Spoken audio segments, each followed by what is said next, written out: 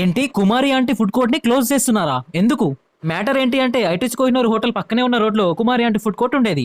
Recent గా ఈ కుమారి aunty food court లో ఉన్న వీడియో బాగా ఇన్స్టాగ్రామ్ లో యూట్యూబ్ లో ఫేమస్ అయింది.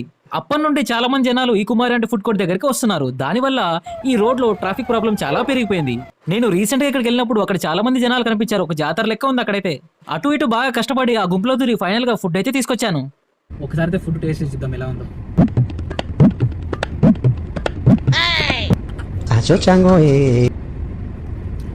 ఫుడ్ అయితే పర్లేదు, అంటే not too much good, not too much bad, medium అయితే ఉంది.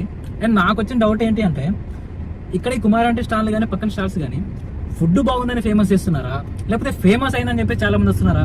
ఫుడ్ తీసుకుంటారు, ఒక 2 ముద్దలు తినేస్తున్నారు, పక్కన డస్ట్బిన్ లో పడేస్తున్నారు. చాలా మంది వరకు ఫుడ్ అయితే వేస్ట్ చేస్తున్నారు.